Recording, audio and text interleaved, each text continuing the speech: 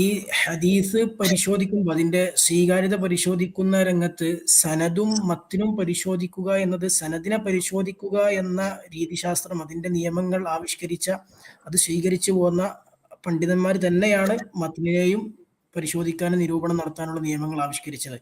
സനദുകൾ എന്നുള്ളത് മുഹദ്ദിസുകൾ പരിശോധിക്കുന്നതും മത്തിനുകൾ എന്നുള്ള വേറെ ആരെങ്കിലും പരിശോധിക്കുന്നതല്ല. മുഹദ്ദിസുകൾക്ക് സനദുകൾ പരിശോധിക്കുന്നിടത്തുള്ള എന്തൊക്കെയോ എത്ര കൃത്യമായ മാനദണ്ഡങ്ങളും നിയമങ്ങളും ഉണ്ടോ അതുപോലെ മത്തിന് പരിശോധിക്കുന്ന രംഗത്തും അതിന്റെ മാനദണ്ഡങ്ങളുണ്ട്, അതിന് നിയമങ്ങളുണ്ട്. അല്ലാതെ നമ്മൾ സാധാരണക്കാർ നമുക്ക് നമ്മുടെ ഒരു ബുദ്ധിയുടെ ചിന്തയിൽ ഇട്ടിട്ടുള്ള പരിശോധനയല്ല മത്തിന് പരിശോധിക്കുക എന്ന് പറയുന്നതിന്റെ ഉദ്ദേശം. അതിന് കൃത്യമായ മാനദണ്ഡങ്ങളും നിയമങ്ങളും ഉണ്ട്. അപ്പൊ മത്തിന് പരിശോധിക്കപ്പെടുന്ന രംഗങ്ങൾ എന്ന് പറഞ്ഞാൽ, ഹദീസിന്റെ മത്തിന് പരിശോധിക്കപ്പെടുന്ന രംഗങ്ങൾ കാര്യമായും രണ്ട് മേഖലയിലാണ്. ഒന്ന്, അതിൽ ഇല്ലത്തുണ്ടോ എന്ന് പരിശോധിക്കും. അതുപോലെ തന്നെ അതിൽ ശുദൂദ് ഉണ്ടോ എന്ന് പരിശോധിക്കും. ശുദൂദ് എന്ന് പറഞ്ഞു കഴിഞ്ഞാൽ ഒരു ഹദീസ് ഉദ്ധരിക്കപ്പെട്ട് വന്ന ഒരു റിപ്പോർട്ട്. അപ്പോൾ ആ ഹദീസിൽ പിന്നെ ഒരു കാര്യം വന്നു, ഒരു വാർത്ത, ഒരു വിവരം നമുക്ക് ലഭിച്ചു. ആ ലഭിച്ച വിവരം അതിനേക്കാളും പ്രഗത്ഭമായ, ആ ഹദീസ് ഉദ്ധരിച്ച റിപ്പോർട്ടറെക്കാളും പ്രഗത്ഭമായ മറ്റൊരു റിപ്പോർട്ടർ, അല്ലെങ്കിൽ അദ്ദേഹത്തെക്കാളും പ്രഗത്ഭരായ ഒരുപാട് റിപ്പോർട്ടർമാർ ഉദ്ധരിച്ച മറ്റു റിപ്പോർട്ടുകളോട് എതിരാണെങ്കിൽ, അതിനോട് എതിരായ വിവരമാണ് ഇദ്ദേഹം പറഞ്ഞതെങ്കിൽ, അവിടെ മുഹദ്ദിസുകൾ അതിനെ ഷാദ് എന്ന് വിധിക്കും. അത് ഒറ്റപ്പെട്ട, അത് ദുർബലമായ റിപ്പോർട്ടാണ്. കാരണം ഇപ്പോൾ ഈ ഹദീസ് ഉദ്ധരിച്ച വ്യക്തി, ഇദ്ദേഹം സ്വീകാര്യനാണ്, പക്ഷെ ഇദ്ദേഹത്തെക്കാൾ സ്വീകാര്യരായ ഒരുപാട് റിപ്പോർട്ടർമാർ അപ്പുറത്ത് ഇതിനെതിരായ ഹദീസാണ് ഉദ്ധരിച്ചിട്ടുള്ളത്. ഇദ്ദേഹം പറഞ്ഞതുപോലെയല്ല പറഞ്ഞിട്ടുള്ളത്, ഇദ്ദേഹം ഉദ്ധരിച്ചതുപോലെയല്ല ഉദ്ധരിച്ചിട്ടുള്ളത്. അത് മത്തിനുള്ള പരിശോധനയാണ്. അപ്പോൾ മത്തിനുള്ള പരിശോധന എങ്ങനെയാണ്? അത് മുസ്തലഹുൽ ഹദീസിന്റെ, ഹദീസ് നിദാന ശാസ്ത്രത്തിന്റെ ഭാഗമായി തന്നെ അതിന്റെ നിയമങ്ങൾക്ക് വിധേയമായിക്കൊണ്ടുള്ള പരിശോധനയാണ്. അതുപോലെ തന്നെയാണ് ഇല്ലത്തുമായി ബന്ധപ്പെട്ട പരിശോധനകളും അങ്ങനെ തന്നെയാണ് പരിശോധിക്കുക.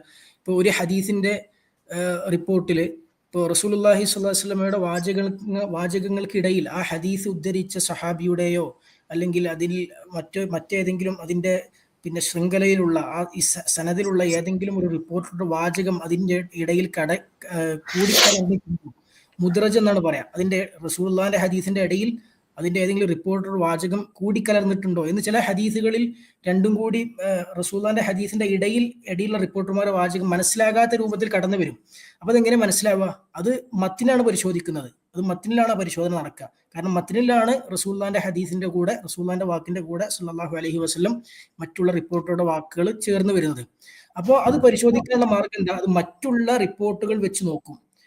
അതേ ഹദീസുകൾ ഉദ്ധരിച്ചു വന്ന മറ്റുള്ള സനദുകൾ, മറ്റുള്ള പണ്ഡിതന്മാർ ഉദ്ധരിച്ച ഉദ്ധരണികൾ, മറ്റുള്ള സനദുകൾ വെച്ച് നോക്കുമ്പോൾ അതിൽ ചില റിപ്പോർട്ടുകളിൽ വ്യക്തമായി പറഞ്ഞിട്ടുണ്ടാകും അത് ഈ ഹദീസിലെ ഇന്ന റാവി, ഇന്ന റിപ്പോർട്ടറുടെ വാചകമാണ് എന്ന് കൃത്യമായി പറഞ്ഞിട്ടുണ്ടാകും. അല്ലെങ്കിൽ മറ്റു റിപ്പോർട്ടുകൾ നോക്കുമ്പോൾ അതിൽ റസൂലുള്ളാഹി പറഞ്ഞതായ വാചകം ഉണ്ടാവുകയില്ല. അപ്പൊ ഇതൊക്കെ മത്തിനിലാണ് പരിശോധന, സനദിലല്ല. മത്തിന്റെ ഉള്ളിലുള്ള പ്രശ്നങ്ങളാണ് പരിശോധിക്കുന്നത്. പക്ഷെ ആ പരിശോധന എങ്ങനെയാണ്? നമ്മുടെ ബുദ്ധിയും നമ്മുടെ ആലോചനയും നമ്മുടെ തോന്നലും അനുസരിച്ചുള്ള പരിശോധന അല്ല, വ്യക്തികളുടെ താല്പര്യങ്ങൾക്ക് അനുസരിച്ചുള്ളതല്ല. അതാണ് ഹദീസിന്റെ നിദാനശാസ്ത്രത്തിന്റെ ഏറ്റവും വലിയൊരു പ്രത്യേകത തന്നെ. ഇവിടെ നമ്മൾ ഹദീസ് നിദാനശാസ്ത്രത്തിന്റെ ഒരു ഹദീസ് മുന്നിൽ വെച്ചുകൊണ്ട് ഇതിന്റെ പരിശോധിക്കേണ്ട രൂപം എങ്ങനെയാണെന്നുള്ളത് ബഹുമാന്യനായ ഉസ്താദ് അബ്ദുൽ മലിക് സൽഫിയോട് പറഞ്ഞു. അപ്പോൾ അതിന്റെ ഒരു നിദാനശാസ്ത്രം നമ്മൾ ആഴത്തിൽ പഠിച്ചു കഴിഞ്ഞാൽ നമുക്ക് മനസ്സിലാകും, എല്ലാവർക്കും ഓരോരുത്തർക്കും തോന്നിയ പോലെ എടുക്കാനും ഒഴിവാക്കാനും വെക്കാനും സ്വീകരിക്കാനും തള്ളാനും പറ്റിയ രൂപത്തിലല്ല ഒരിക്കലും ഹദീസിന് നിദാനശാസ്ത്രം ഉള്ളത്. അതിന് കൃത്യമായ ഒരു ഒബ്ജക്റ്റീവ് ആയിട്ടുള്ളൊരു സിസ്റ്റം അതിനുണ്ട്. അത്